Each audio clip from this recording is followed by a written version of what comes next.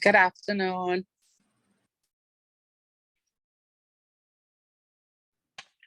Good afternoon. How are you? I'm good. Wonderful.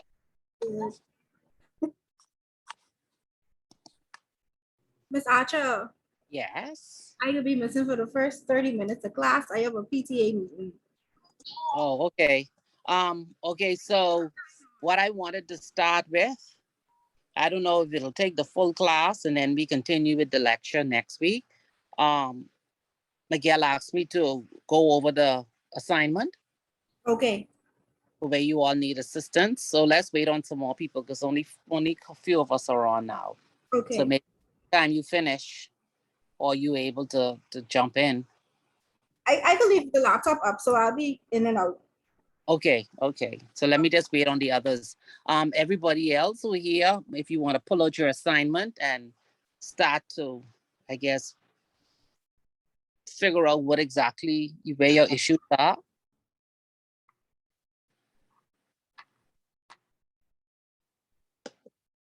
So when we start, we can narrow it down.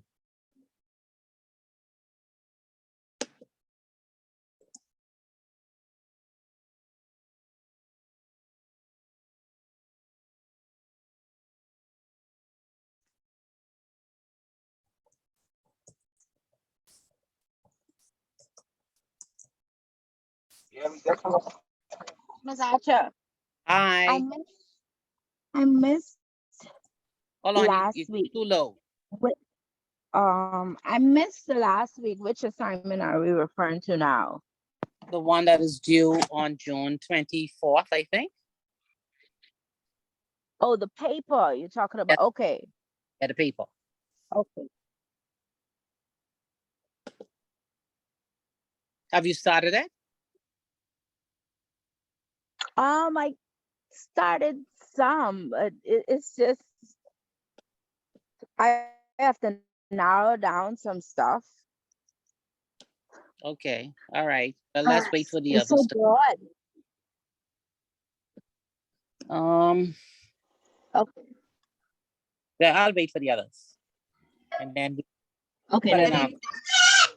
we'll decide how we're going to approach it.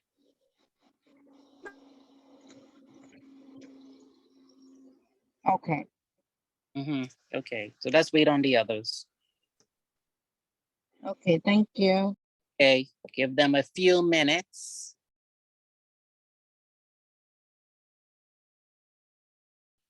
I'm trying to do some.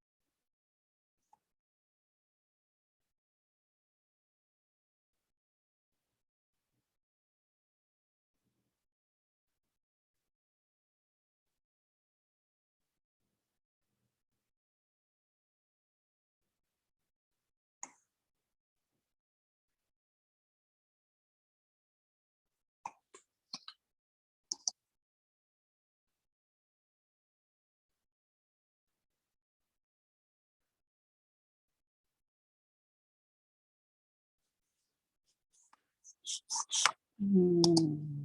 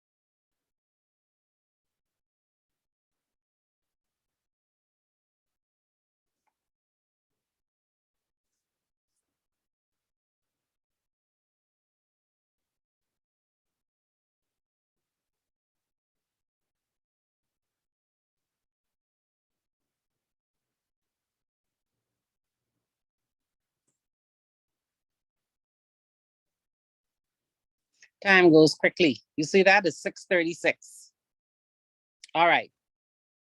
So let's look at the, what you calling it, the paper.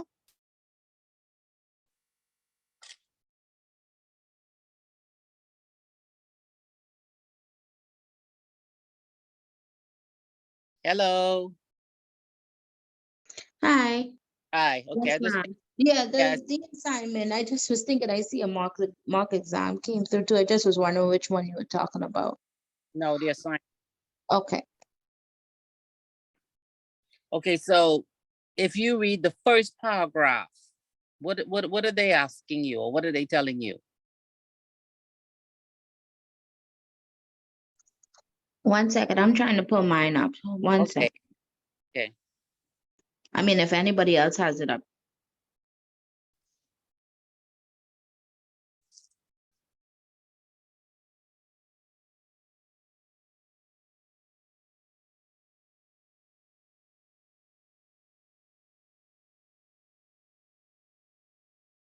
Let me try something else.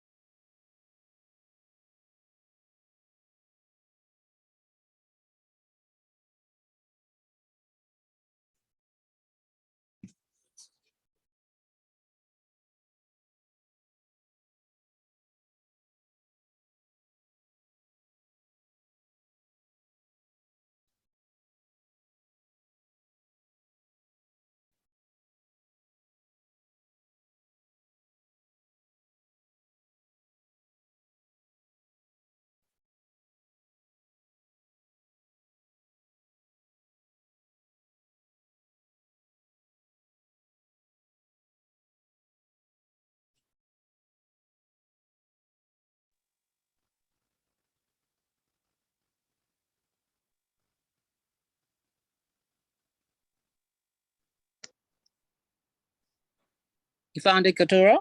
I found it. Okay, so you asking basically what the first paragraph is saying? Yes, on the topic. You want a summary or you want me to read it?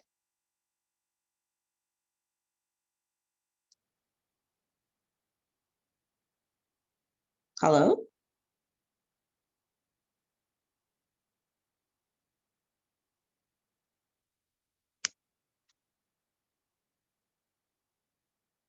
Did I disconnect? Hello? No, you're still connected. Okay. I don't know where Miss Archer went though. Oh, okay.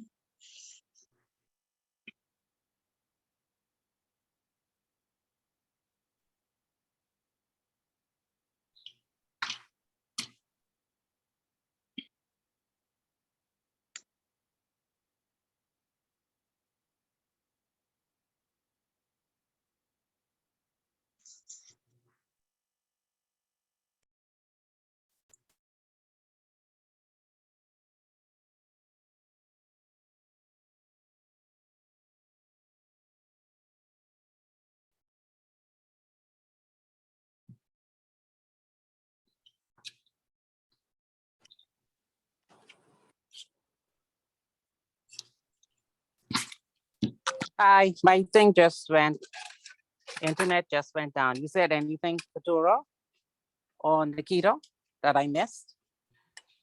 No, I was wondering if you wanted my summary of it or you want me to read it. No, your summary. What is it telling you? Okay, it basically is saying that this regulatory committee or supervisory committee basically they have a system in place for customer relations. Okay, so let's stop right there. Did you find that on your research? Ms. Archer, to be honest, I've been Yeah. so busy. I haven't really extensively gone into this. I swear to you. I won't But even lie. But isn't it due in a couple of days? I know, right? Ah, it is. I know. A couple of days is correct.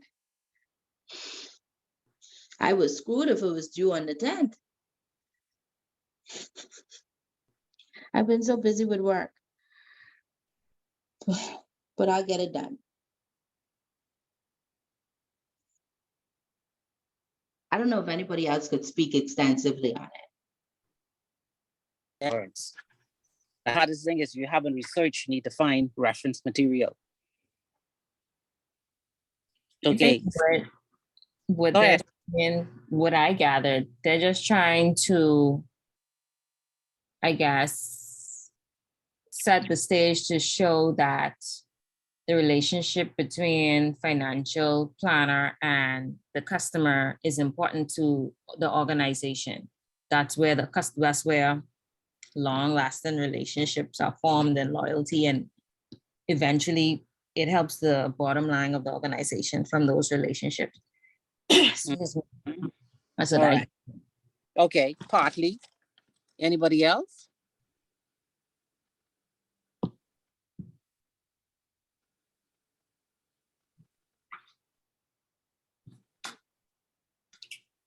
Nobody else?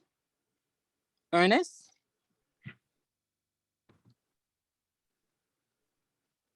Afternoon, everyone. From what I gathered, for the most part, they're looking for us to either agree or disagree to what their talking point is as it relates to proper relationship management with our clients that will yield profits in the future, long term.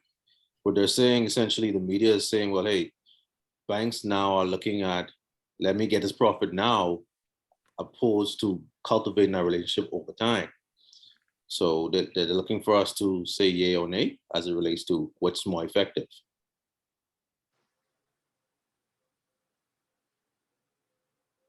Not really as to what's more effective. Notice how they worded that in the third paragraph.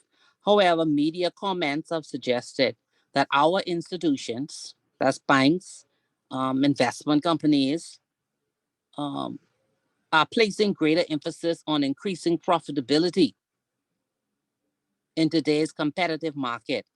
And they're doing it at the expense of those relationships, which means that they're not interested in building relationships, building loyalty. They're more into the bottom line because of the competition.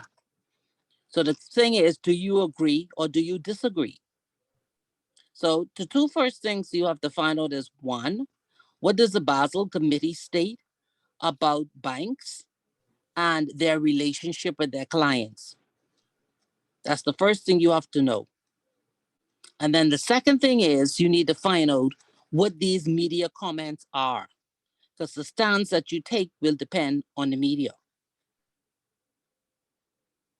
So who has found any of the media comments?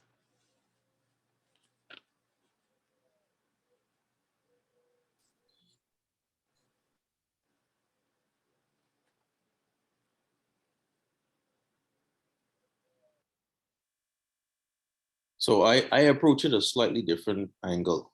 Go ahead. Because I kind of completed it. My perspective was I disagree with the media. I think the banks who are operating as loss leaders, those who are saying, I'm going to get the profit now, it takes a while to cultivate a client in terms of getting profit, because if you're doing a loan for a client, it's going to take at least 1 year to get that interest income. So my perspective is, if you want to be a loss leader, you're actually not profitable. So I'm under the assumption, or based on what I written, I'm saying it's going to, for you to be actually profitable, you have to cultivate that relationship, which is going to take some time, which is the financial planning and all that stuff, the relationship building. So that's the kind of angle I used. Okay. Anybody agree or disagree?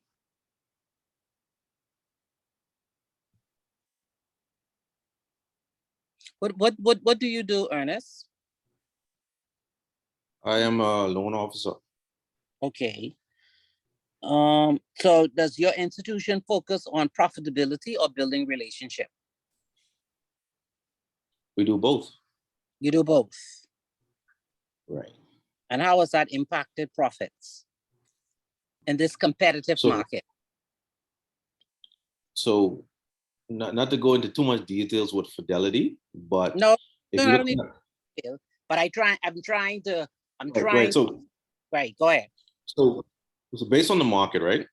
Mhm. Most banks are considered loss leaders. Like you'll see like BOB, Commonwealth, and Scotia, they Right. offer the lowest interest in terms of mortgages and loans. Now, the challenge with that is you increase your market share, but increased market share doesn't mean interest income in terms of profitability, because if you have a high delinquency, you're not really profitable. So with that, those banks are not really concerned about profits. They're more thinking along the lines, let's get enough clients as possible and that we should earn more income. So what Fidelity's model is, we're not a loss leader. We're not focused on providing the lowest interest rate, but we're focused more on quality customer service, what has to be cultivated over time. It's more work you have to do to learn the customer's needs, and you have to develop a relationship with the client to actually make profit, because you're going to cultivate that relationship over 5, 10, 15 plus years.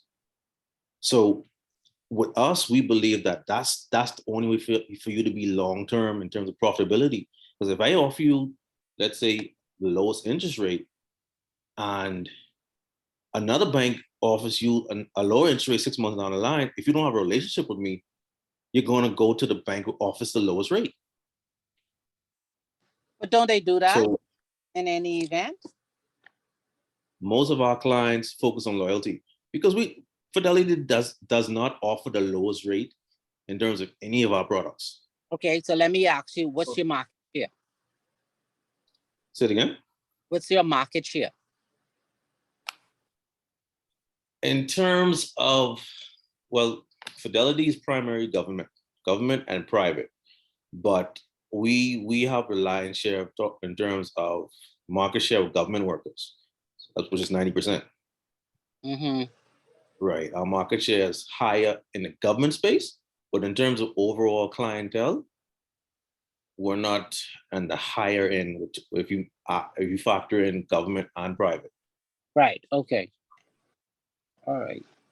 So now, just looking at your angle now, did you state what framework or policies that you all have in place that drives this approach?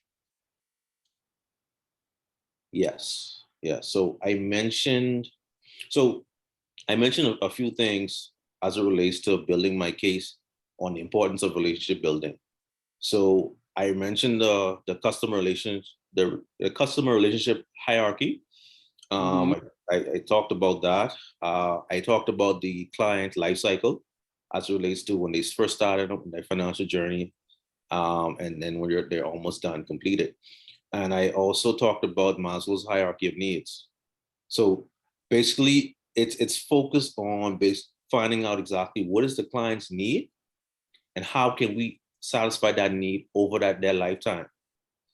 When they're first starting out, maybe they want to get a savings. Maybe later on they want to purchase a property. Maybe later on they want to get a mortgage. So there's ways for you to cultivate that relationship and still be profitable over a period of time, as opposed to just getting something quick for them for a short period. Okay. Do you have any statistics for projections for the future?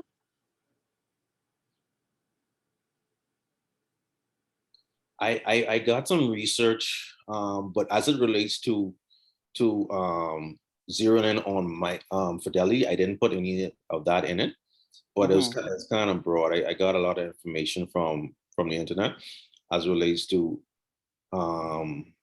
if you go this route, the long-term route would be the net positive from it. Okay, because it says that you'll benefit from tables and figures and other technical content.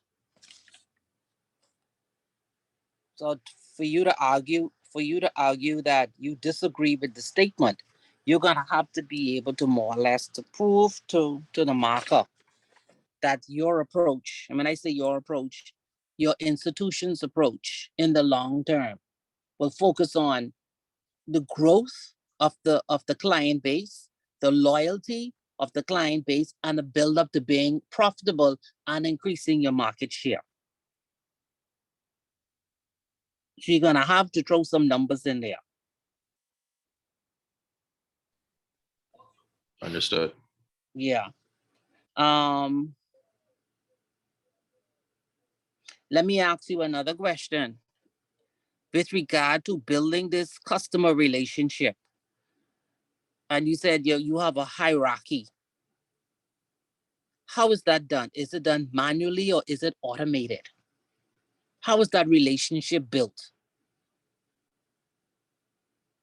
So basically, so in terms of customer relationship hierarchy, I included a graph.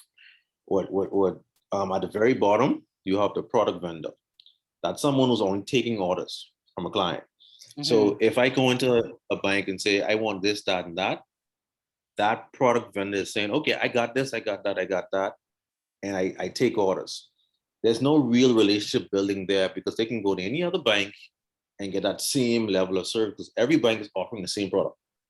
But when you go over that, you get the value added supplier, you have the solution provider, and you have the trusted advisor. That's the highest of the hierarchy. This trusted advisor, you're coming to me for advice. You're not coming to me for a product.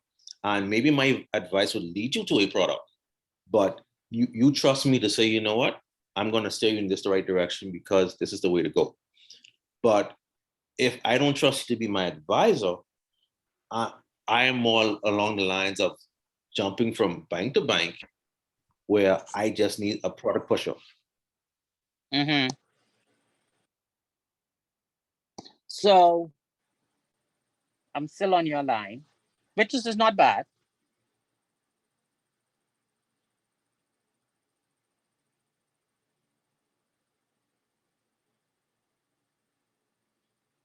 Because you're presenting at the flip side. You disagree. Right. Now, what you going to do about media comments? So I did not put that in there. I did like a brief couple sentences on that, but I didn't go into research about what the media actually said. So I need to kind of get some more information on that.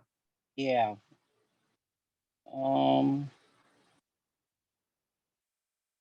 In terms of creating that relationship of loyalty and selling your brand, do you use technology in that? What are the priorities of your company in terms of building client relationship? So Or just business on the whole, what are the right. priorities? So what we do here at Fidelity, we pride ourselves in trying to make it as easy as possible for the client. So instead of you, let's say, for example, you're coming in to get pre-approved for your mortgage. Typically, you have to come in, set up an appointment, bring all your documents. And most clients don't know exactly what to bring. So you're essentially taking time off from work, bringing in your documents, only to be told you need this, that, and that. So we use technology to assist our clients virtually. And that's where the relationship building comes in, where we say, instead of you wasting your time to come here, this is what we require. Send it to me electronically. Let's do the assessment over the phone. And if we need to move to the next step, then you come in. So it kind of makes it a lot easier. And I think COVID would have taught us a lot about that you could use technology to do most of the transactions virtually as opposed to actually face-to-face. And that in turn build that customer relationship because they understand that you're actually caring about their time. Okay. Something else I had to ask you. So is your organization working on improving customer experience?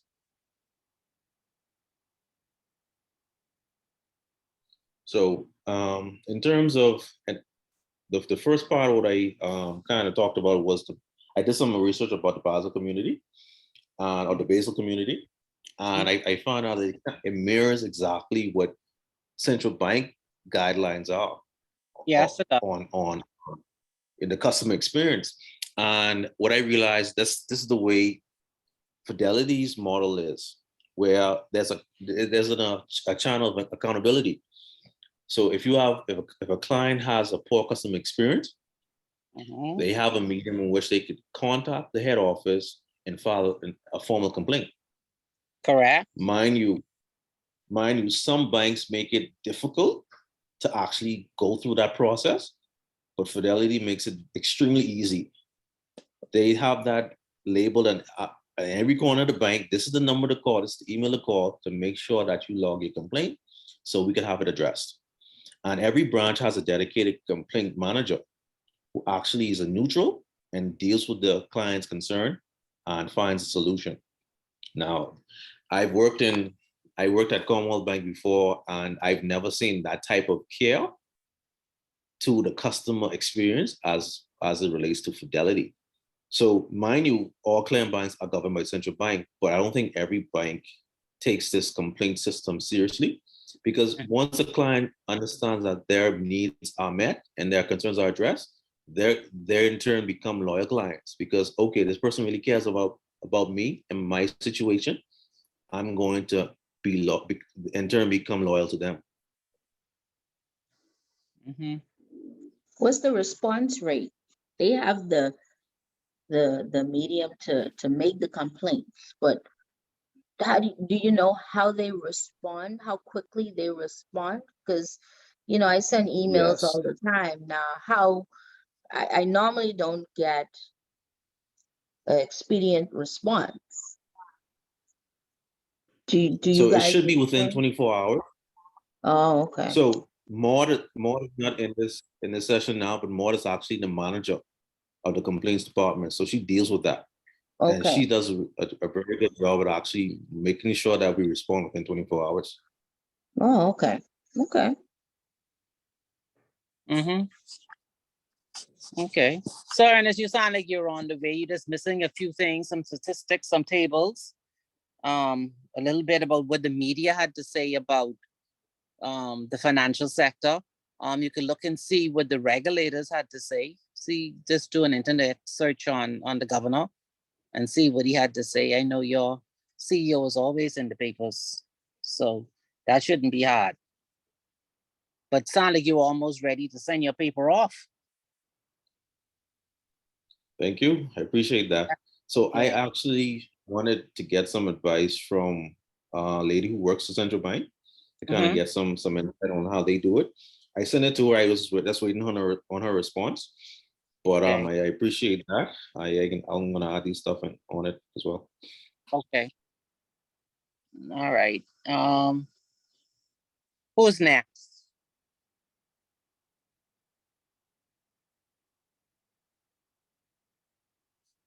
Everybody else went quiet?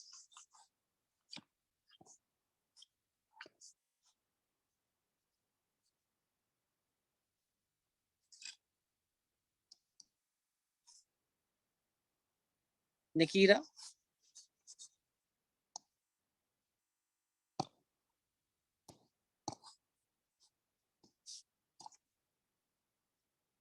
Nobody else has any issue on their paper? I call it paper, you call it assignment. No one else? Lamar? Hey, Miss Acha. Yes, Danica. Hi, back. Okay. Well, you can tell me what issues you're having with your paper, or whether you finish it, you've drafted it, your approach. I drafted it. I basically broke it down into talking about the client relationship on the credit side and then on the operation side, because it's kind of different. What customers' complaints is when they're getting loans and any credit facilities, and then I spoke about the operation side. Stop right there. Stop right there. What is that the statement that you're supposed to be critically analyzing? What does that say? What are we talking about? Client relationship skills. You sure? I think so. No. Read that again. Okay, hold on. Let me pull it up. 1 second. I gotta pull it up. Okay.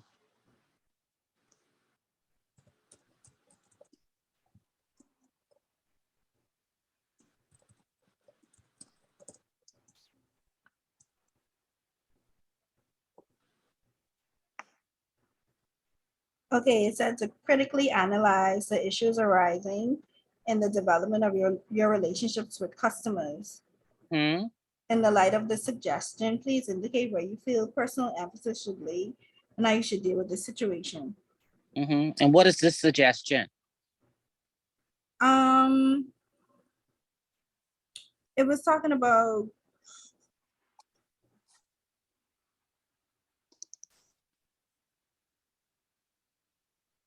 client service, the relationship with the client.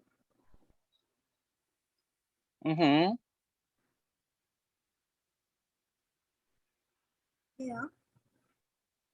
It says on one hand, right, that Mhm. banks talk about profitability and growth of their relationship with their customers over a period.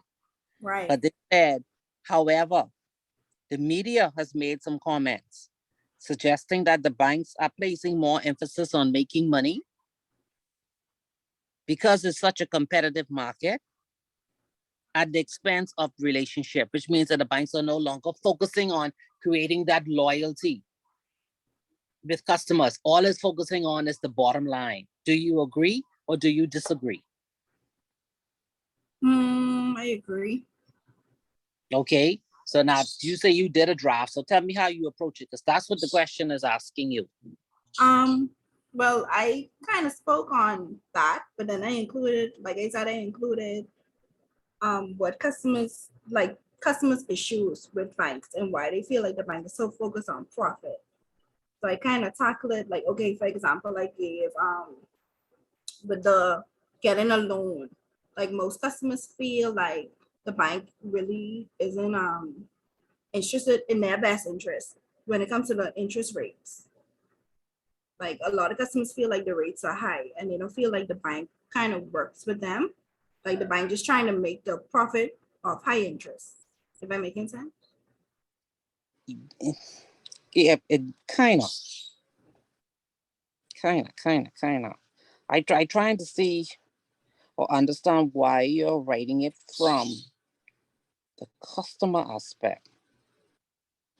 Why did you take that stance? Oh, because when we went over with Mr. Donaldson, he said we could approach it like that. So that's okay. So tell me what else you're going to write. I spoke about how customers, well, speaking from experience, how customers complain about the wait time with on the operation side, and they normally go to social media to quote unquote blast the company and Hold on. So how does that point prove that the banks are focusing on profitability? I guess I have to look at that. Miss Archer, Go ahead. sorry, can I interject and say Yeah. something?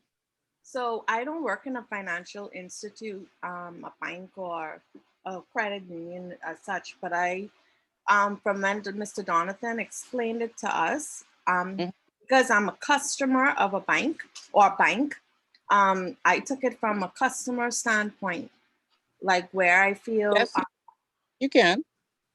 Okay, so is that something, Danica, would you trying to? Yeah. Looking at it from the customer's perspective, right? Right. From the customer Right. perspective. Yeah, but I just was asking her how does that get into it?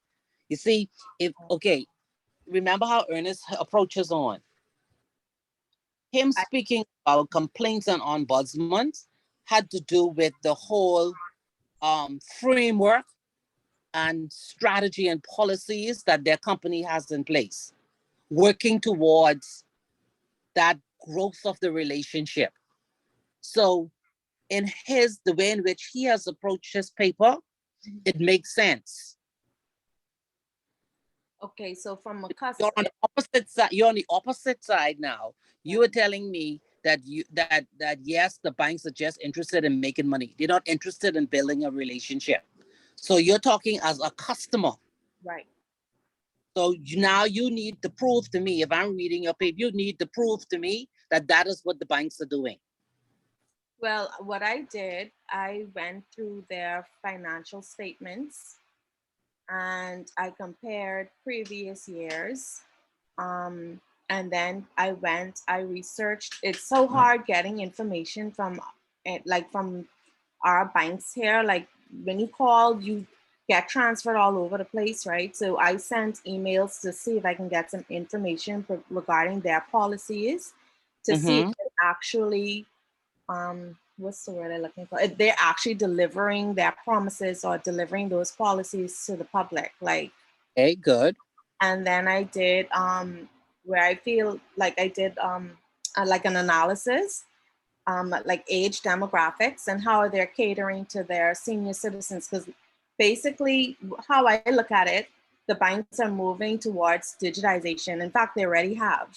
And I took it where I feel they didn't take all of their customers, depending on age, into consideration by doing so. I don't know if I'm making any sense, but that's as far as I got. But stop there. Stop there. That point again, but digitalization.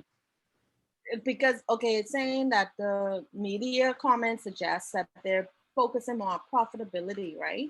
And I look at it from the comparisons between how the normal way of banking used to be, and then after the pandemic, how things have changed, and they're moving towards like what you call it, digitization, like everything going online banking, and they introducing new digital products and stuff like that. And I don't know, maybe I'm making sense, but I got stuck right there. No, but that's the aspect I was going to. It's not that but they are encouraging it more. Right. But then They they're not always had it. But now they are encouraging it more. So that's the aspect I was looking at it as well. Yeah.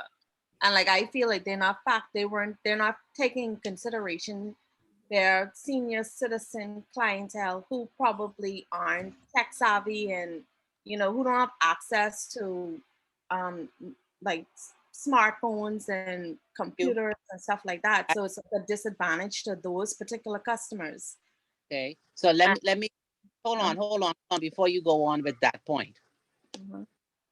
Do you know what was, maybe it still is for this year, what was the top banking priority worldwide?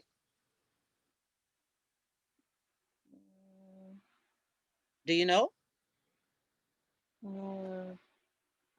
I think I saw that somewhere. Probably not to go bankrupt. No, it was not. No, I think I saw that somewhere in an article. You should have an idea because the And you government is driving you towards it. the sand dollar? Yes, everything is driving the banks towards it internationally. Digital banking transformation. Yeah. This is nothing to do with age, whether old people could use it or not. That is the whole way in which banking is done has changed. But okay, so, but my point in that was like they're not. I feel okay. Yes, they're moving towards digitalization, right?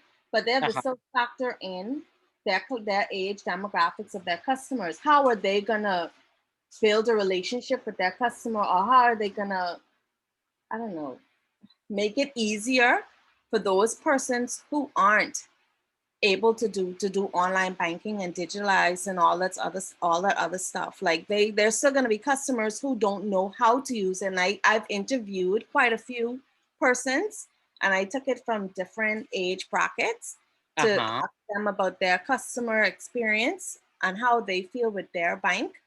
And I kind of incorporated some of that into the paper as well. I don't know Okay. if that.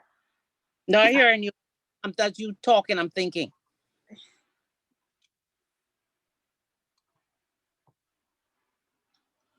I So just based it on my experiences as a right, customer. that's fine. But now, don't forget now, this is going to be marked overseas. So it has to logically make sense. Oh.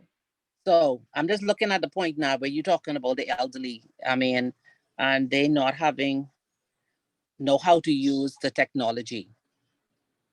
Yeah, and it isn't only that too. I took it from another point I made was they're moving because everyone, the market is moving towards digitalization. I felt that they're removing the human interaction in the bank.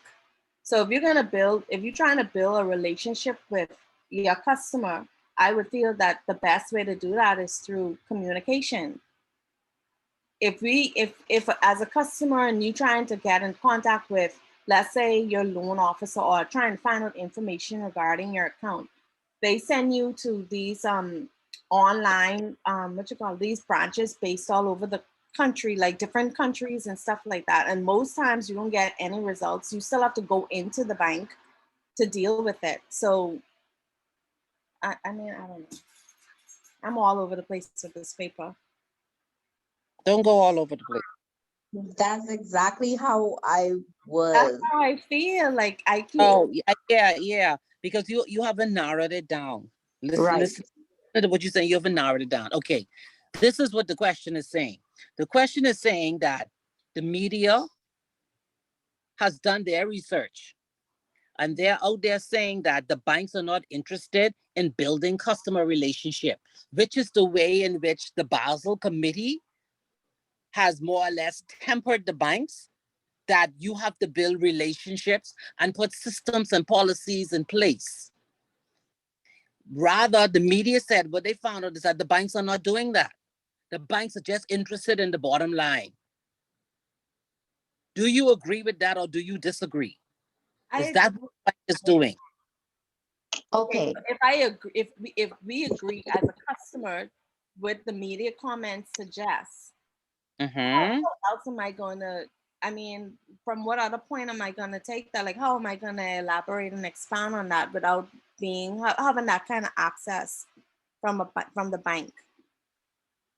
I'm looking at it from a customer because I agree to what the media is saying. So how am I gonna? Okay, so if you agree to what the media is saying, you actually write the reverse of what Ernest said. Right, You're basically. talking about banks competing for low interest rate. They don't care who you are. Banks competing for low mortgage rates. You could just talk about your personal experience. But that's what Yeah. I'm saying. That's what I did. Right. So you can speak to that from customer experience. Mhm. But then when you started adding in the elderly and the digitalization, I'm trying to see how that tie into customer relationship and the banks driving just for profitability. Are you trying to tell me that for the older people, they just don't do business with them anymore? They're just focusing on whoever could use the computer? You see what I'm saying? You got to tie it into profitability. Okay. And don't get too emotional into how those people feel, because it's not about feelings. It's about business. Okay. I think Ms. going, Archer, yeah. I could, when I'm completed, I can let you take a little look at it. I'll find out if it is allowed, but well, let's do it like this. I'll read it and I'll tell you it making sense. Okay, yeah, I ain't asking you to go, yeah, just want to know if it making sense. Right. Okay. Okay, Is it just a limit of the 2,000 words, or we can go over that? Plus or minus 10%. Or what? because Mhm. I mean, when you write in 2000 really ain't much, you know. No, it's not. What? So that's why So you you write. have to be precise. If you write it, you write all your information in it. Right. Everything you say. Send me the long one first, because you may send me the short one, and I may tell you you miss a lot of stuff that you had in the long one, but you already deleted. Okay, true story. So if you send me one, I'll be able to say yes, you're on the right track, or Okay. no. Or I may highlight a certain part and say I don't see how this is relevant at all. Or I may say I didn't persuade me. I don't see it. Okay. Ms. Archer. Yes. It's Lamar. Long time no see. Sorry for being late. Yeah. Just got off from work. That's all right. So first I just recently got a hold of what the assignment is. So just bear with me. I only made a bare bones outline that I've been trying to research on, and I went off the fact that it is 2,000 words. So I figured it needed to be pretty concise. Yes. So to tell you the points that I made and just tell me if that makes sense. Okay, Because go ahead. since it's an actual research paper, I treated it like it's a research paper and kind of didn't want to approach it in a personal sense at all. So my Nothing's wrong. Mm-hmm. So the outline that I made kind of starts, well, not kind of, it does start with, firstly, based on if I agree or disagree, then what is the Basel Committee? What is their actual stance? And then I made it more concise to say, I use 3 different types of banks we have here, which are JP Morgan, Capital Union, and Scotiabank. And I gave example, and I'm building an example. Why those three? Pardon? Why those 3? Those 3 have a different type of 3 different types of clientele. Okay, go ahead. I wanted to make it diverse but concise, if that makes sense. Okay, go ahead. What they do, how they drive their profitability, and how they treat their customers. I broke it down from there into whether they focus on client relationships or technical management to make that profitability happen. And then I moved, my next point would have been what issues arise with relations to their customer management. What should they do now? And then 3 things, sorry, I have it as 3 things they should be doing, and then 3 things to how they should do it. And then a conclusion. Let's try to keep it in the 2,000 words. You're for or against? So at this time, Yeah. I'm of the mindset that the media is correct. They are doing more things to drive profitability as opposed to using customer relationship management to make the profitability. And So- how are they? Yeah. So right now, for example, like you do Scotiabank, that's the ones who got back to me the most.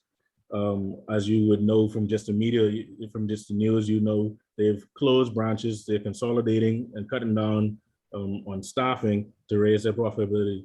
So that's one item. The next thing is they are also becoming more digitally backed. Hold on, but tie the closing of the branches with customer experience. Okay. You have to bring that in. That's key. The key to all of the customer experience linked to profitability and building relationships. Okay. Go ahead. After that, they have what's it called? Sorry, they've consolidated their overall operations to different countries. So, for example, when you call on the phone, I think somebody mentioned you're gonna speaking to somebody in Trinidad now for Scotiabank, and so they outsource, so to speak, their customer management.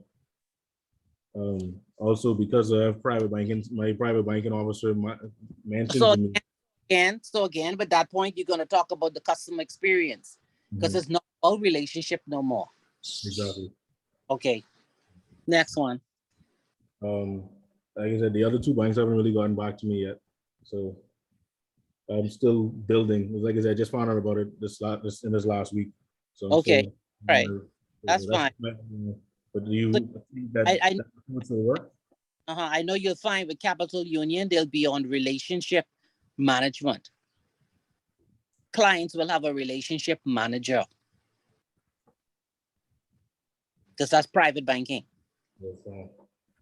I just is gonna say that like I find that those offshore and those banks, they more customer, more on the customer relationship, and I think more. Yes, yeah. Yes. From what I gather, commercial banks, like you say, if you offer the lowest rate, sometimes you don't have to work hard. You know, the customers will come to you just because you're competitive with rate. But how do you what policies do you have to maintain those relationships once they, because if they have a poor experience, like I was going to move my mortgage to Scotia, everybody who I asked said I'd rather pay 7% than to move my mortgage to Scotia. They could offer 1%. This is the comments that I got. And so I started to inquire more. Okay. But was that based on poor customer experience? Yes, that was based on how they were treated as it would pertain to their mortgages and stuff like that. And I could honestly say I was out sick for a year and I struggled to pay my mortgage. And First Caribbean, I missed 2 months in the end. And they had their collections calling me, and I was like, but I gave y'all my CIS slips. I let y'all know what the deal was. They didn't even want to give me a waiver. So things like that, you're not focusing on the customer. If you look at my record and you see I've been paying and I came in, they always tell you, come in, speak to us. Speak to us. Don't just not pay. Speak to us. So I went in and I spoke to them. But that didn't help me. So all these things, when you think about me on the customer end, that deterred that, that was a deterrent for me. I was ready to move because I was like, y'all are working with me. And you see how you stated that, how that would move the marker? Yeah. Okay. So that's examples like that is what, when you're looking at a customer relationship, moving away from it, people don't really care about your interest if you're not really offering that, if you're not customer friendly. So I was ready to move from First Caribbean for that. Right. Ms. Archer. Yes. So basically we have to pick a side. Yes. Okay. And then you have to defend that side. Right, because I was looking at, maybe because I honestly couldn't remember what I wrote. But I kind of, well, I guess I'll be on the bank side because I spoke on like how the bank responds to the customer's issues, what we implemented to deal with, to become more customer centric. And then I broke down all of the training mechanisms and the cultural pillars and I kind of went from that aspect. So I guess I'm Yeah, let me ask you all a question before you continue. What is the banking sector, whether it's retail or it's corporate? What is the demographic that their targeted market? Because remember, you brought in about the senior citizen. What a percentage of our populace falls in that bracket? 10%, 15%, 5%? Mama Sacha, you could find that information. I contacted my bank, and I'm still waiting on a response from that because I went on their site and I looked through their financials, and they didn't have the age demographics on that. Like you'd have to probably know someone who worked at the bank, that particular bank, to get that information. If I So I remember was right, trying to get that. Go ahead, the Bilshka. Bahamas, if I remember right, it's like 10% senior citizens. We have a What's pretty that? 10% senior citizens. So you see, that's not a target. So this for that's for That's all the all banks the banks? overall, or That's the whole country. It's 10% citizens. Oh, yeah. I So, think the target market will be more the working class. so again, don't try not to skew your responses by not knowing your statistics.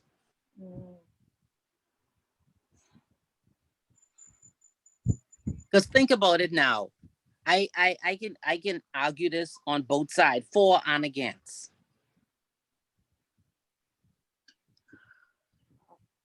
Now I know in private banking, the focus is on customer relationship. They bend over backwards for that. But I can tell you, even though they focus on customer relationship, that relationship manager knows he has a target to meet. Yep. And he's going to get that. So it's like a catch-22. I in agree. Manager in relationship management, because they're telling you you met a client, that client named Mr. ABC. That client, you spoke to the client, and the client say he would like to open an account with the private bank. How much is he bringing in? He said he'll start up with the minimum balance. So I told him $1 million. He said he'll bring in $1 million. Okay. So while you're sitting around the table and you're talking to everybody else about it, someone is there doing the background work on it. Oh, he's almost a billionaire. He must have money in lots of offshore banks and banks where he is. He owns businesses around the world. We have to get all, which means the relationship manager, yes, he's going to build a relationship, but he's not going to build a relationship over 5 to 10 years. He's going to build that relationship in 2 to 3 months. He's going to bring that money in. So it really is a catch-22, because he's going to build a relationship in a speedy time, but he also has to make sure that the bank makes a profit.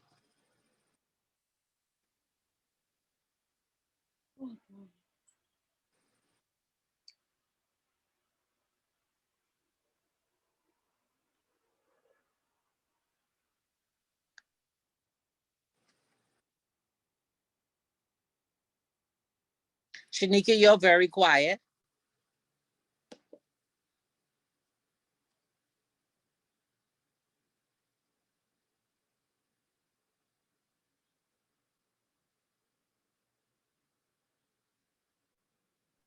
I could ask Lamar. Lamar, where you work? Hi, Lamar. Yeah, I don't work in a bank either. No, where do you work? I work for an offshore propane company Oh, okay. and shipping as well.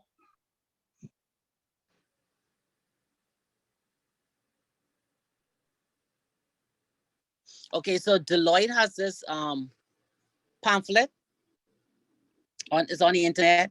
It starts out by saying the social media revolution has already happened, transforming not only your customers' daily behavior, but their expectations of you as their financial partner. In today's social world, customers demand to be heard, understood, and valued. If your bank wants to drive stronger, sustainable, profitable, and mutually beneficial relationships in this new social reality, you must learn more about your customers and listen when they speak. Leading banks around the world are already responding to this trend by evolving into social banks, ones that embrace transparency and two-way interaction through social media to meet and exceed customer expectations. A social bank pursues mission-appropriate engagement with its customers, aligning its social efforts with its core business strategy and brand image.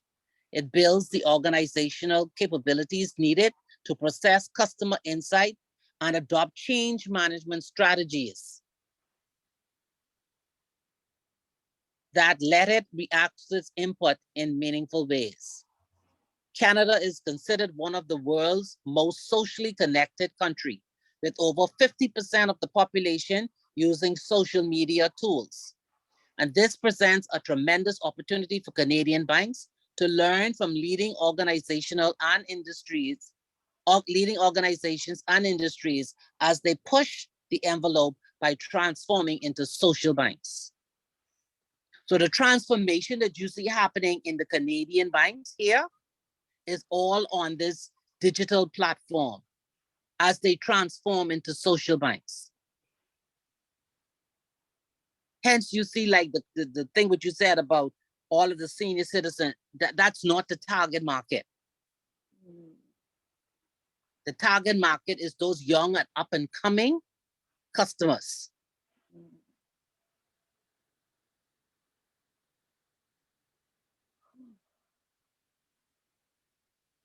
Any comments?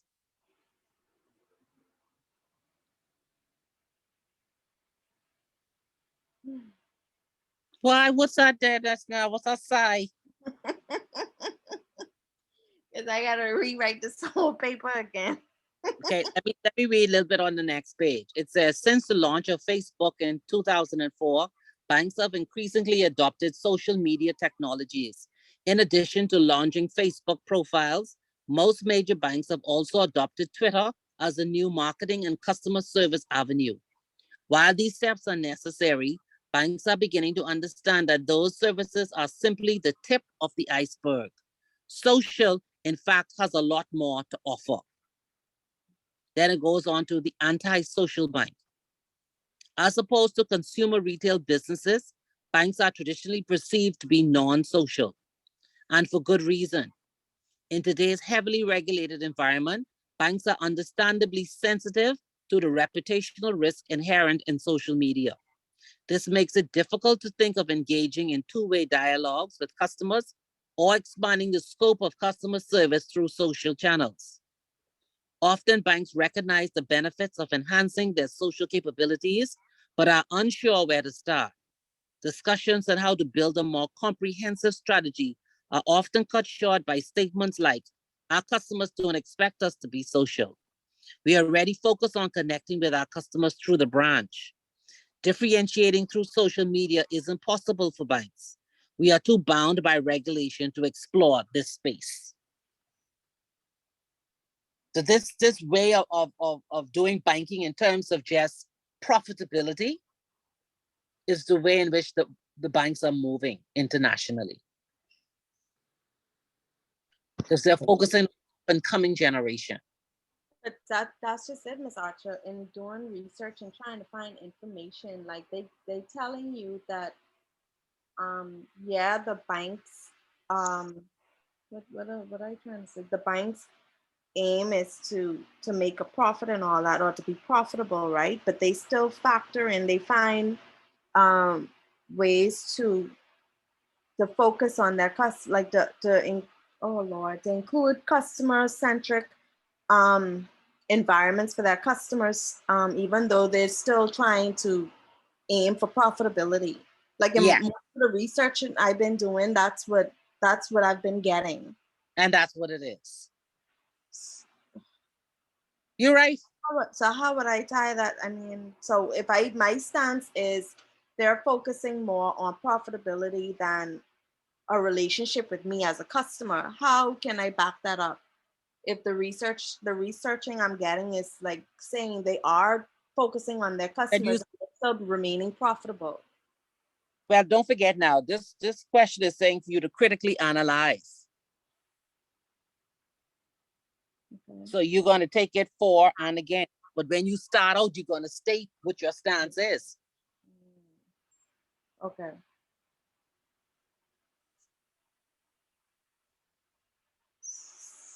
And don't forget, banks have moved now. Instead of you walking into the branch, everything is online. So you can actually do online reviews. Online, I didn't hear you. Online reviews or reviews. of your service.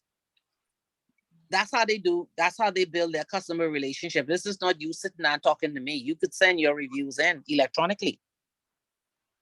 But even in that, Miss Archer, they say that, but from based on my experience and stuff, like you send an email to your, let's say, your loan officer, you don't get a response back right away. You have to continue, like even if you're interested in, let's say, purchasing a product from them or a credit card or getting a loan, and they tell you, okay, send email to this particular person who work in that particular department.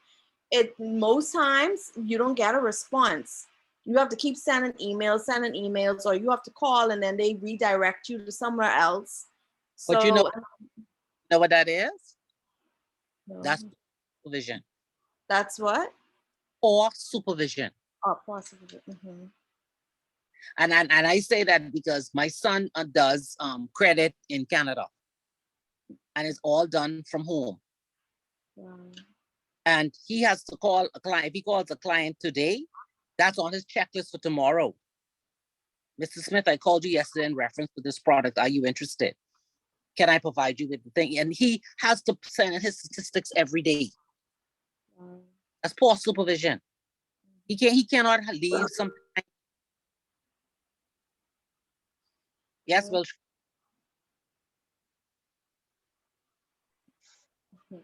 And actually, like my brother is a mortgage broker. They actually, sometimes his supervisor or manager just goes into the call sometimes. Like they have access like that where they can look into his system and see if he's actually doing what he is doing. I don't know what type of measures we have here. That's something to look at. I don't know. Thing to look at. And you're right, because and they do this too. They do call monitoring. So what they do is whatever calls he made today, they randomly select calls to see exactly. Right. I know Cable Bahamas does that for sure. But it should be done. But I don't. Friend. Pardon me? I say they should do it now when the banks they're doing it in Canada. Yeah, they should. Mm-hmm. That's called quality control, where they're actually listening in on the call sometimes. And guess what? That's the modern way of building customer relationship. Mm-hmm. Mm-hmm. They do it. I can confirm they do that. Yeah. This lady at First Caribbean, she basically tell me about myself, and she told me she was not releasing the funds on my account. I said, well, let me speak to your supervisor. You could call her. I said, is this call being recorded? Because she didn't care. I couldn't believe it. I don't know. I think people just don't care anymore. You moved on. It's so much the policies of the bank. That's a cultural issue now. Yeah, I think, we're moving into it. Don't mix the culture in it. Stick to and that banker customer relationship. That's what I'm saying. I think a lot of what we are experiencing is not the policies that the bank have. I think it's the interactions that we having with these people that making us think that the bank don't have these things in place. So that's where we have to prove and really delve deep into this. I think the people who we have on the front line making it bad for the bank a lot of time, for these institutions. Let me don't just say the bank. So it's not just the people on the front line. It's usually a top-down approach. You know, they say the tail follows the head. Like, what is senior management and executive doing? If you work in a bank and you understand the culture, like Ms. Archer said, or the low employee morale, I mean, sometimes you just gotta give some people the benefit of the doubt. Mm-hmm. Mm. I mean, I get it. I get it, but why I have to suffer? Why the customer have to suffer? Customer always suffers. Yeah, it's just human nature. Yep. Yeah, Yeah. we get the price increases. We get the poor customers always like, when are we gonna win? When? Oh, Lord. I want to But, say something, but but this class recorded. I can't say. but you do know that during COVID, banks made money. Yes. Mhm. Banks made Banks money. always make money. Yes, they did. But did they build good customer relationships? Were they focused on that?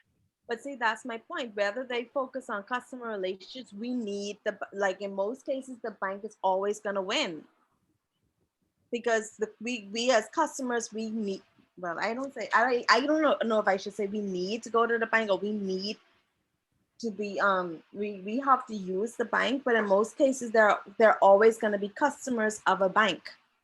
So they're always going to win no matter how much they lack in customer service. Like, that's my opinion.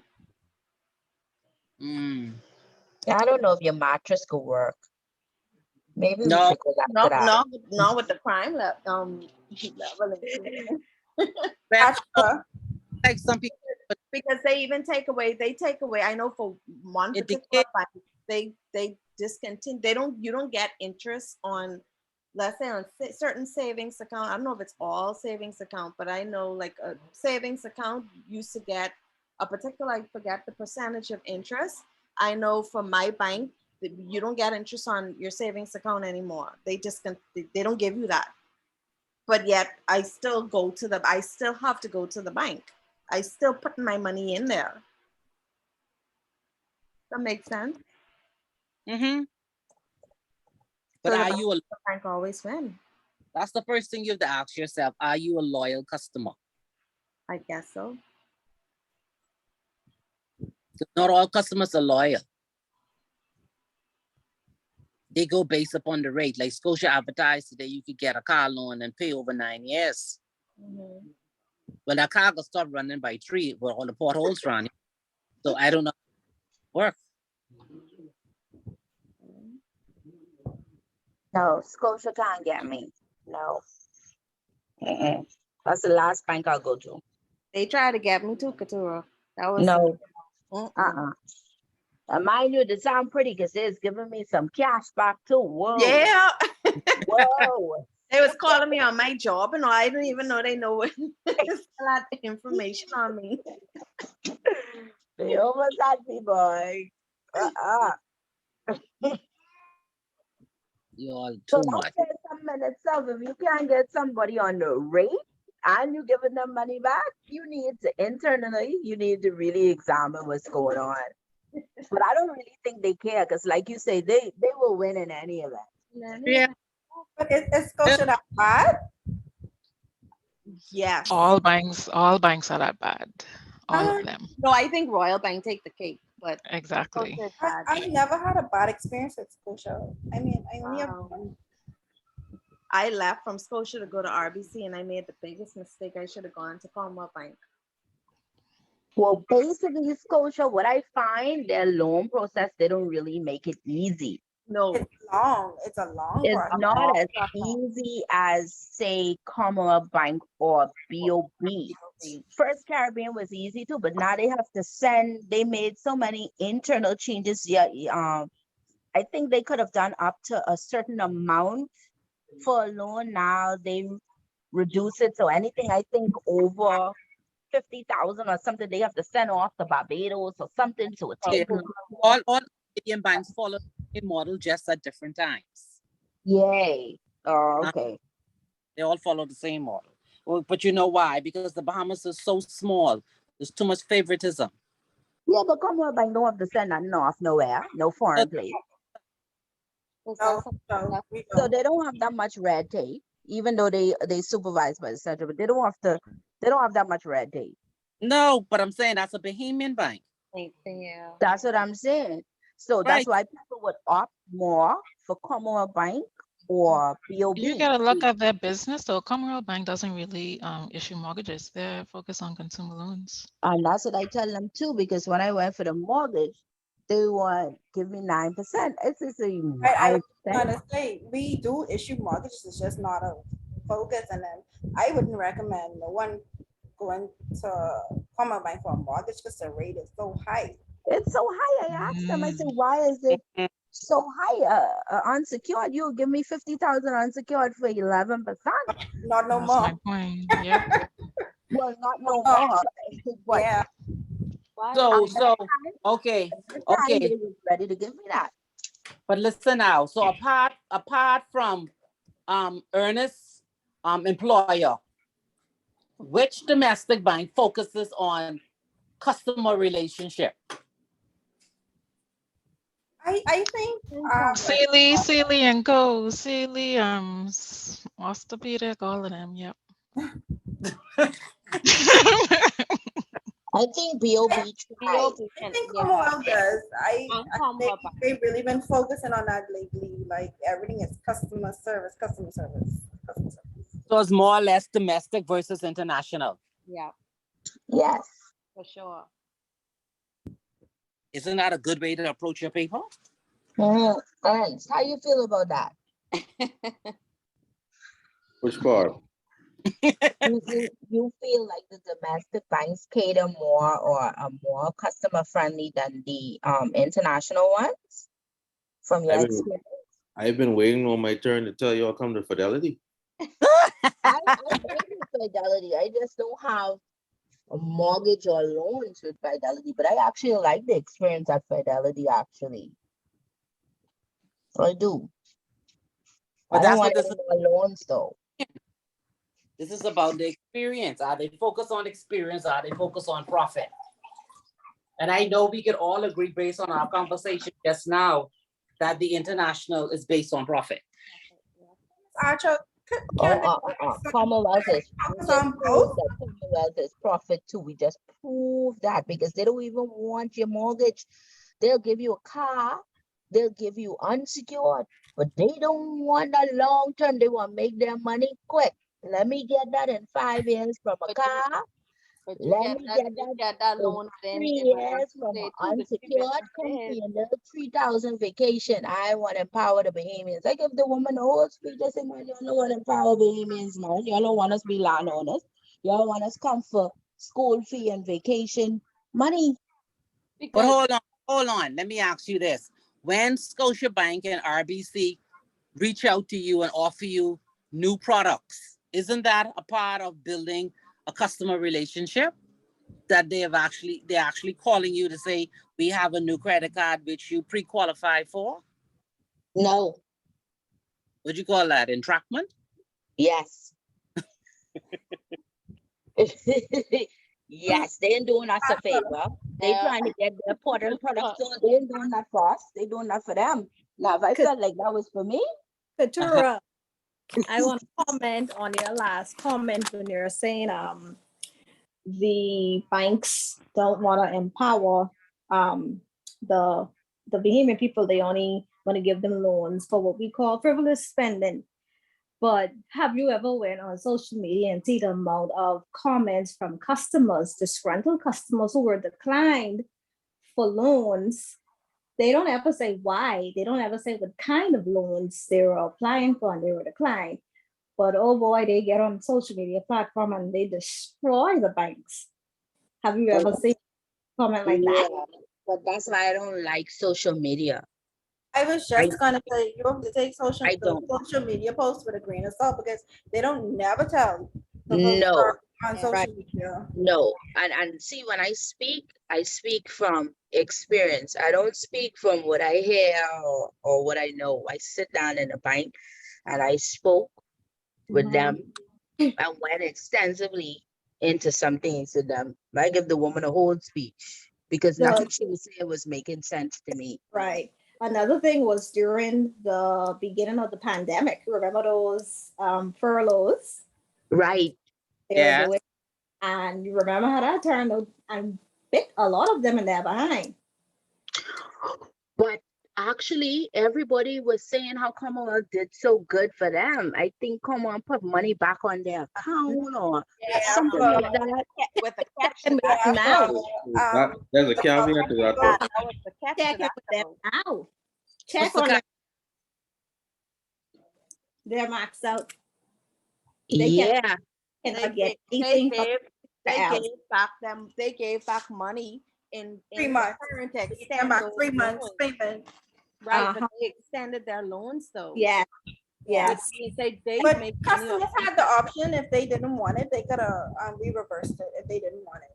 But oh, okay. yeah, Boy, customers but had the people were option. taking their money, at least they had the option. Yeah, some People were customers taking their came in money. and they didn't want it and it was reversed. Yeah, like if you So- could have so- afforded it, Well, let me ask I you could this: see if it. I'm a customer, and I'm in the middle of a pandemic, where I'm the only one working, my cousin ain't working, my mommy ain't working, no one's working, and you, without my knowledge, debit my account, my loan, and give me $4,000, will I say yes or no? Yes. So that's a form of what I call predatory lending, because Yes. no customer is going to say no. Mhm. You actually, we had a good amount of customers who said no. Yeah. And But I like the fact that you gave an option instead of just saying, boy, confidence fall. Or we could put this book in our account." Hold on now. You're in this class. Is that good financial planning? No, no, No. no. No. And as an advisor, we would have advised them if they could have afforded to pay it. But like he said, we're speaking about like a pandemic where you basically are back against the wall. But Ms. Archer, speaking from a Mhm. legal perspective, because any amendments to your loan has to be signed off, how did the banks get away with just automatically topping up all these person's loans? I have no idea. I can't speak for that. Unless there's a provision in the deed that gives them the right, and I don't recall such a clause saying that, but you have to read the mortgage deed. Mm. This may be something we know. can argue in the future. I know of some students who worked at an institution, and that's the question that they raised, but they were not, the mortgage deeds were not accessible to them, so they couldn't go and check it. Mm. Same question that you're saying, how in the world did they do that? Like from Ernst's perspective, how could you tell me take this money? That's basically what you're doing. Yeah. And then I must come to you to say reverse it? Or you could call, it depends on their policies. But They they- might have a good policy of calling in. They did do that though. I know Commonwealth Bank did that because they did that to quite a few of our employees. Some All of the them banks didn't did that. even- Yeah. Oh, okay. I know. So what happened at the end of the pandemic? They asked them to come in and sign a document. I need to ask someone. I need to ask. Fidelity Bank did not do that.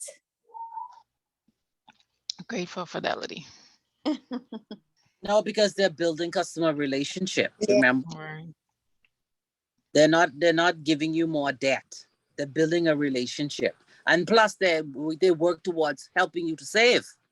Because remember, their loans have that saving feature in it, so they have a totally different concept. Mm. So I think you all are getting the idea now of how to approach this paper, correct?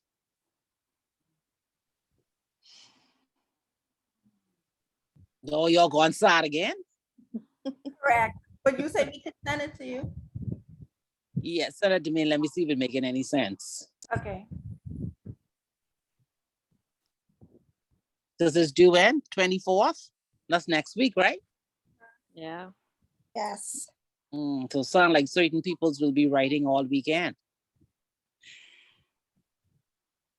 Why you sigh?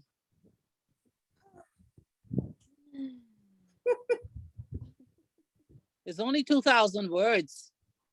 Yeah, but you said it's graded. Who's grading it? Um, This goes, I don't know if it's Checkley who's marking it or Chartered Banker. I don't know. We'll be on point. We'll be on point. I'll leave my number in the chat if y'all want to start a little group, okay? I have to go. I'm off the island, so I have to go. But thank you so much, Ms. Asha, for your assistance. Now I can narrow this paper down. Yes, please do. And we have your email, right? Yeah, in the thing with the link for the class. You see me right Yes, there. ma'am. Okay, ma'am. all right. Thank you so much. You're welcome. So anybody else have any comments? Because next week we're gonna go back to our lecture on our products. So by the time you would have finished your paper, correct? Hopefully. Yeah. What you mean, hopefully? Why you get the hopefully now? Say yes. If you write it on Saturday and send it, I'll be able to see it. I'm working this whole weekend. We have our quarterly inventory. So I'll be locked to work for the whole weekend. And how many hours you working each day? 8? No, So- they're 14, 16. What? 16 and then 8. Yeah. So when are you gonna write this paper? Tonight? Yeah. Oh, okay. So I'll see you tomorrow. Tonight and tomorrow. I'll try send it Saturday, early Saturday morning. Okay, all right. That sounds fine. Anybody else?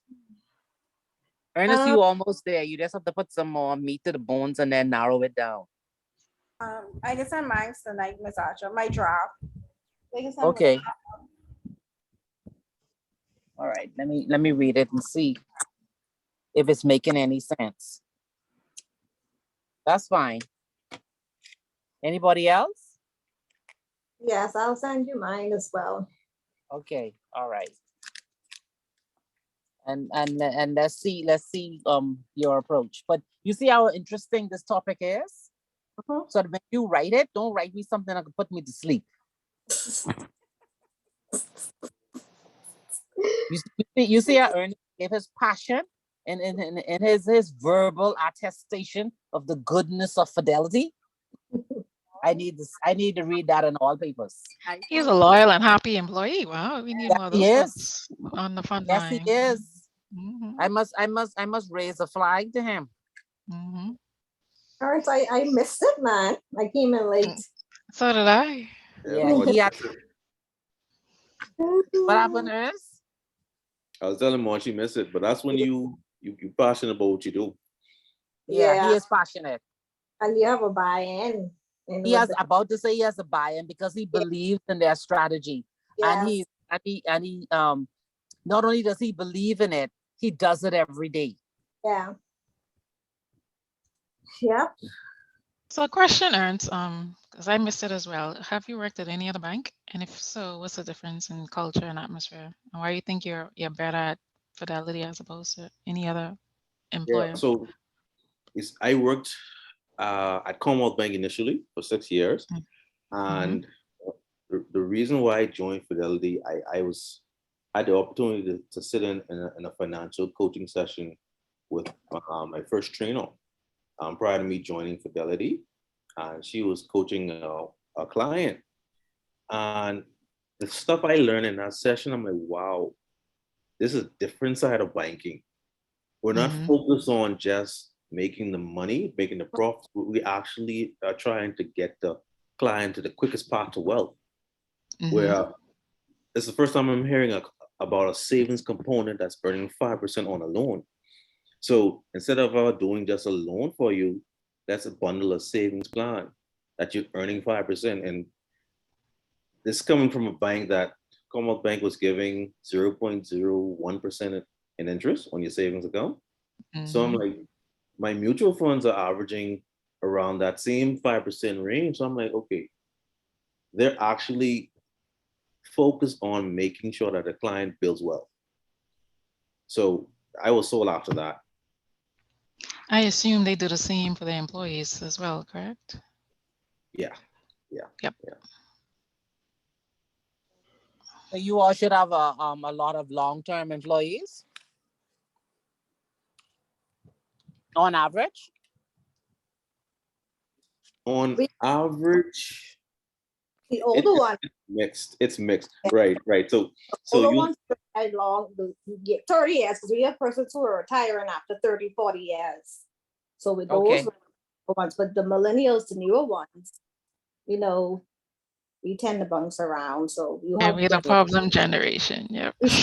Yeah, but I'm saying, okay, In so fact- I know how the millennials work, but based upon the company's strategy and towards customer relation, you need to try to find it the same way millennials bounce around by nature. What is the organization doing to get those customers in? the customers, you mean at that age bracket? Yes, Us? yes. Or do you focus on We any? do. Go We ahead. have programs. Aaron's, what's that program like? We have like the preferred client program, the institutional client program, and the professional. So we call that group of persons the professionals. So we do Scotia has have. Right. that too. Pardon? Scotia has that too. Scotia has that. Yeah. Yeah, they have that So too.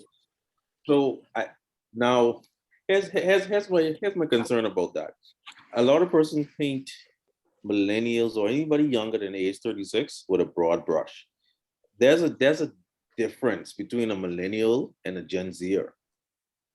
Persons who are millennials are typically more refined in their thinking and as it relates to banking.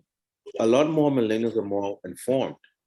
So my clientele who are millennials from age 25 to age 36, I'm speaking their language. Now the Gen Zers under 25, they have no stickability. so it's kind of tough retaining those type of clients, but I don't have an issue with the millennials. Yeah, I think that's because we're getting older. Because they started talking about millennials from years ago. So we're getting Maturing. older. Yeah, exactly. So But now you Gen Z is basically. Yeah, but you know that in internationally they're focused on those younger ones. But thinking about it now, even before COVID, that those older generations were dying out and leaving behind these very, very young people who are now billionaires and millionaires. So the focus really is on getting them to buy, offering products that they'll be interested in, and then sitting down and talking to nobody. They just want to do That's old everything. money. Yeah. No, that's old money. We want new money. They want to make cryptocurrency. Yeah, that's the new money. Everybody's after the new money. They're not into the old money. Because the old ones are dying. But the old ones So are at least with us, we have what we call focus groups, what kind of deals with each demographic.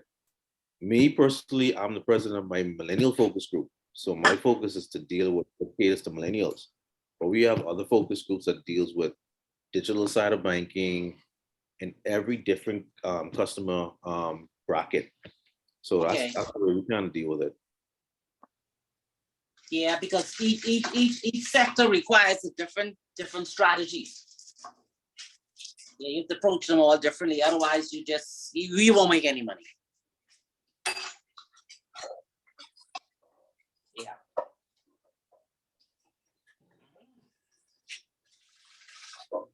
So I think this was a good class. So now you get a clearer idea of how to approach your people, the different aspects that you can do it from. And all you need to do now is put pen to paper. And try not to put too much emotions in it. Because you need to provide some statistics, some tables, and some figures.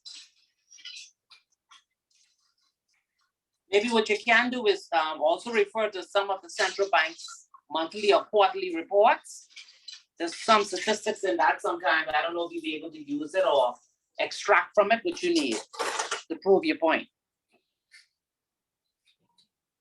And remember, banks would have published their financial statements and or they're already online on the websites. You should be able to look maybe at pre pandemic to up to last year and see how loans would have increased and tie that into your whatever's that organization or generally what is that brand or their customer strategy.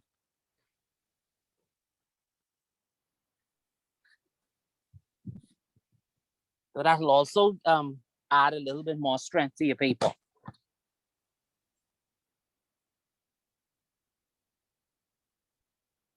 Okay. Mm-hmm. All right. Yes, ma'am. This is called banking on shared value. In the wake of the financial crisis, banks have been under fire from all fronts. While the industry continues to struggle economically, society's growing suspicion of banks' intentions is resulting in tighter and more complex regulation. Banks have responded with corporate social responsibility and sustainability initiatives, but they haven't been enough. So this article is talking about banking on shared value. So you can see the trend, even though they're moving to this digital transformation, the banks still seem to have that undertone that they're looking at creating shared value between themselves and their customer base.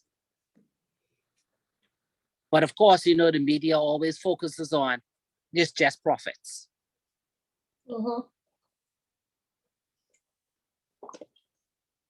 So I think you all get the picture now. We've already beat the horse dead. Ms. Archer, I have a question. Go ahead. This doesn't have anything to do with the assignment. This is last week I heard them advertising shares for a gyro company, a restaurant or something that sells gyros via AWAC. I don't remember the details, but my question is, how do you make something like that appeasing? Like let's say I'm doing a coaching session and the customer's asking on ways to diversify their funds or to make more money. Mm-hmm. How do I, because that's a fairly new product, that's gyro, so it doesn't seem like something that could possibly yield a high interest next 5 to 10 years. But if it's something that the customer would be able to afford today, like how would I coach them or guide them to making the best financial decision or choice with a product and you want to offer them gyro as an investment? Yeah, like I'm not, me personally, I don't find it appeasing or appealing, but I'm talking about what their pockets can afford. Okay. Let me look for the correct advertisement, because they were selling shares. They were selling the shares in it. I see it. I can tell you about it if you want. It's Tropical Gyros. Yes. Kevin, Yeah. I forgot his last name. But Yes. there's 2 locations already, and he's trying to expand it, and that's why he's going to RWACX to try and get outside. Yeah. He's trying to raise money to expand his business. Oh, okay. Right. So you have to think about what you have to do now to convince the person is that by investing in this company, what's the expected return? And then you also have to think about the risk if it doesn't make any money. So Question, are they required to publish financial statements, these companies online? I'm looking right now to see this thing if they talked about their financials. If I remember right from when they did Red Lobster the other day, they did publish all the financials. So I'm pretty sure that's a requirement. Yeah, so but that was Red Lobster overseas. No, that's Red Lobster here. That's payments we did it up. No, but I mean As well. It's a franchise. Yeah. franchise. So Yeah. Tropical Gyro, is that a franchise? It is the Bahamian started franchise. Mm, I know the But the gentleman business hasn't operated as yet. So what did they publish? is operating. Oh, it is. Yeah, Mhm. yeah, location I on don't, Madera and one in right in front of the Hilton across from the embassy. didn't that one Mm. close down? I think that one probably He is said closed. they're reopening. They did close, but it sounded like they're reopening. Mm.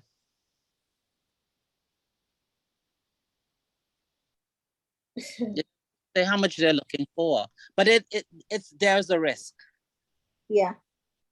and you have to think about the competitors for this type of business. Mhm. Okay. And when do you think they would actually get a return on their investment? Yeah, I'm looking at it now. They already raised $98,000. How much are they trying to raise? I don't see it here. It says 850,000. Well, they're far from Yeah, they're far from it. and they have 82 days left to raise it. $9 share price. Wow. I think the reason why Is this sustainable though? I mean, because Yeah, the I don't see it. I don't see it. I don't say But- just from my personal opinion of them, the food is great.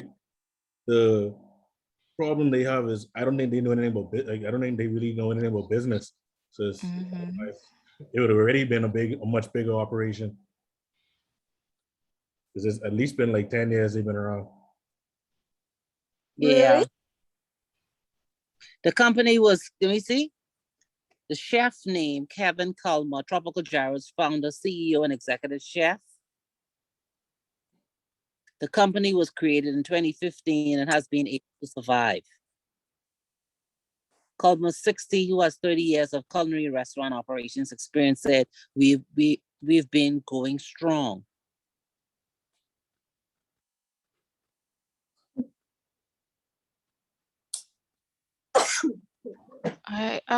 I'm concerned. Is this sustainable though? I don't know if Lamar could chime Okay. in. That's my concern as well. Because at the end of the day, who will be his competitors?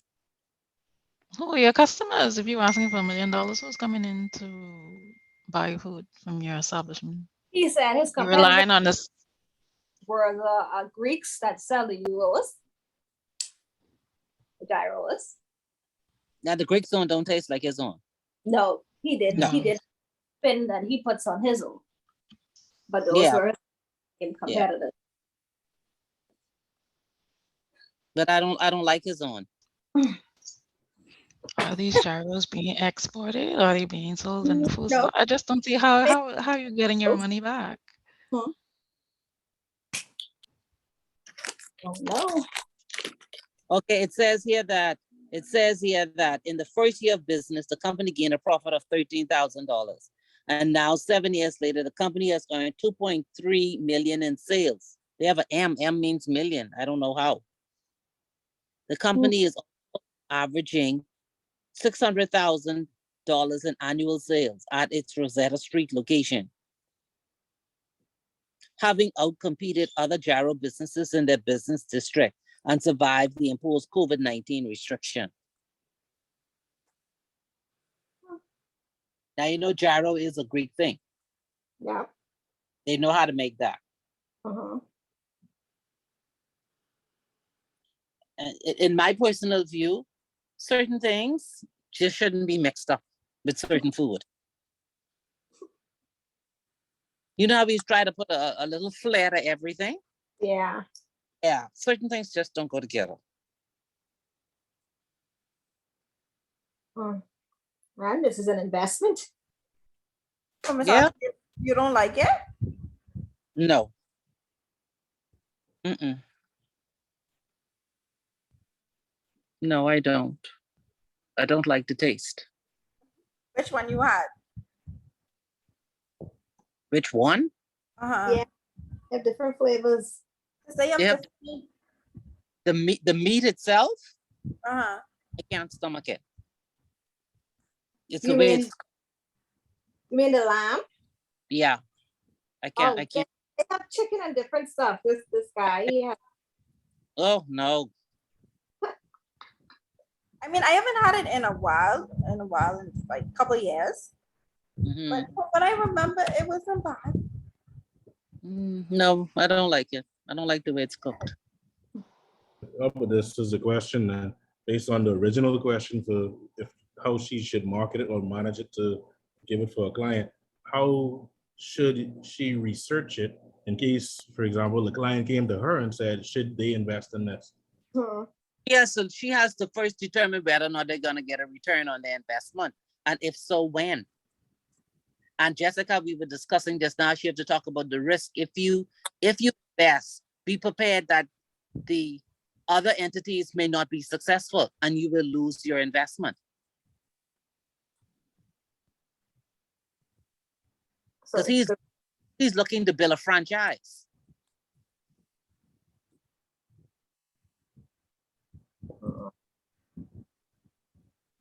Now, if you're looking on the scale of 1 to 5 and looking at risk, with 5 being the riskiest, where would you put this?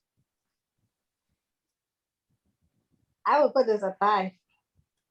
Because he's saying that he wants to model his franchise like Chick-fil-A. Oh, wow. Chick-fil-A has a distinctive taste. Mm-hmm. And that's what he's advertising too. He has a distinctive taste. Because he mentioned the different barbecue flavors and mango and as you said, the different things that he puts in his gyros and the different meats. He spoke a lot about the chicken. Right. But what I'm saying is this. Yes, he puts all of those things. How many Bahamians are willing to eat their food with all those things on it? Because we're not talking about 1 or 2 customers. He wants to establish a franchise across the Bahamas. Right. And possibly international as well.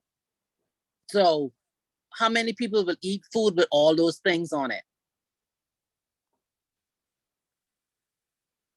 I guess that's where the risk comes in.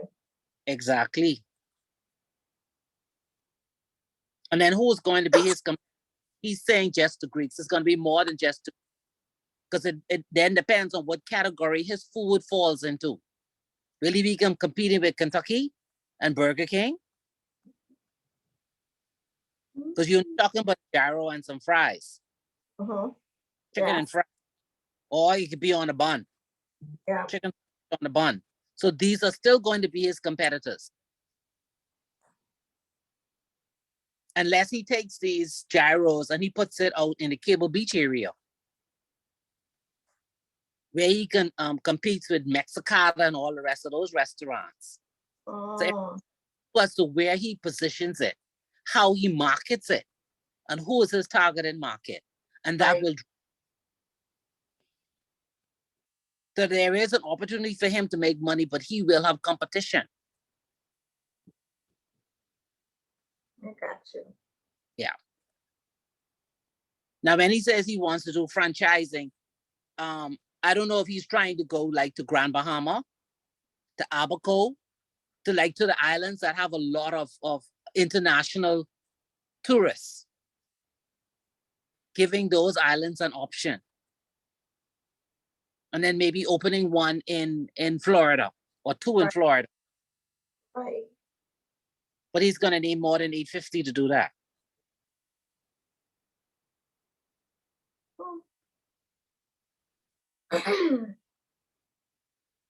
So it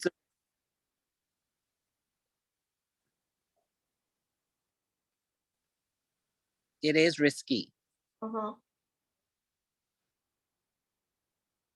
So if the person is interested in investing, they can invest, but just say that there are risks involved in putting your money in.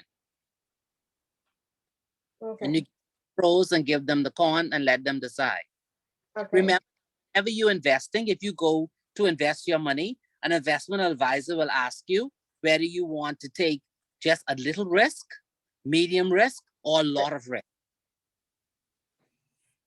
This one is a lot of risk.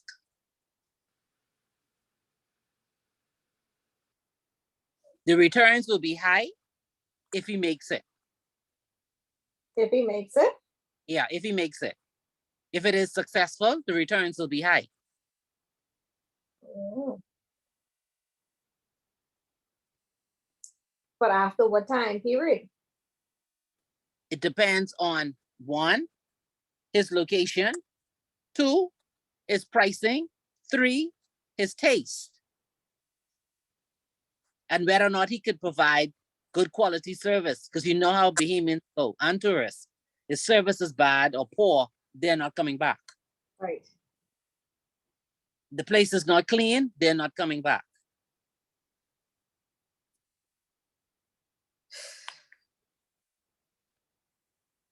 And I remember the one that's on Bay Street, that was only, you just walk in and stand by the counter with one table on the side.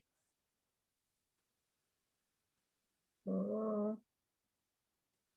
And then he'll compete with Bahama Sub and Subway. And Was based on this, look like he doing rice bowls like Mexicabo. Ah, there you go.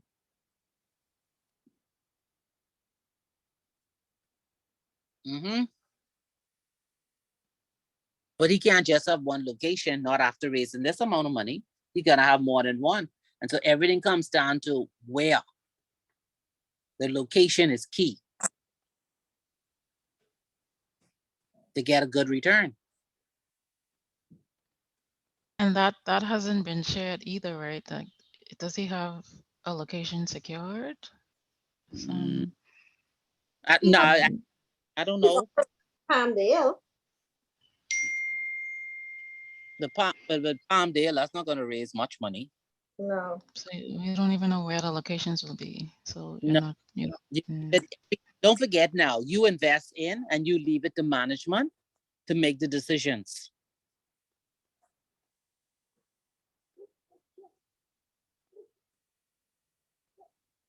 And then you look at the projections and you see whether or not it's feasible.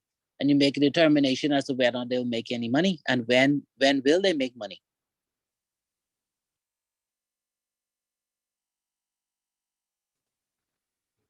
Mhm. I see it's on YouTube too. Oh, okay. Yeah, Arawak's new company launch, Tropical Gyro, streamed live June the 7th. Arawak X introduces to you Tropical Gyro. You hear it? Tropical Gyro, the next international food.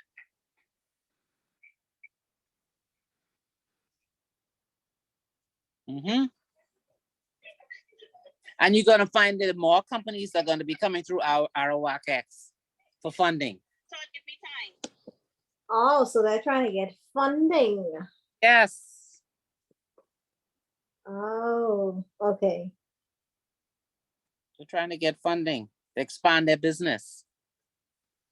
Arawak X is a crowdfunding platform. They're the only one. Yeah. Really. It's like GoFundMe.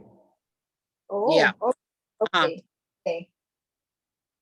So that's not the same as when Commonwealth Brewery shares were being sold. No. Okay. Okay. See, that's what I thought. Okay.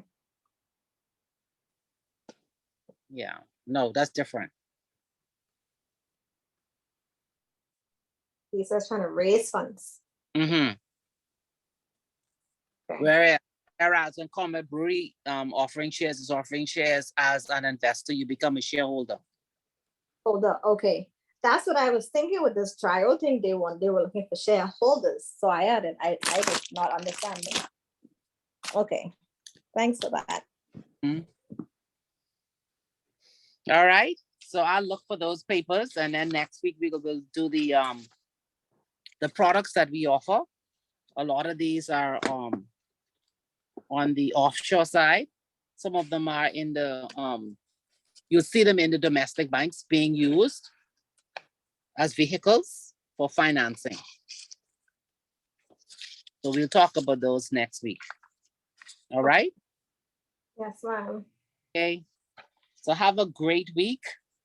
And I look forward to seeing those papers. You do likewise. Okay, good All night. right. Good night. Okay, night. Good night. Right. Good night. Good night. Good night.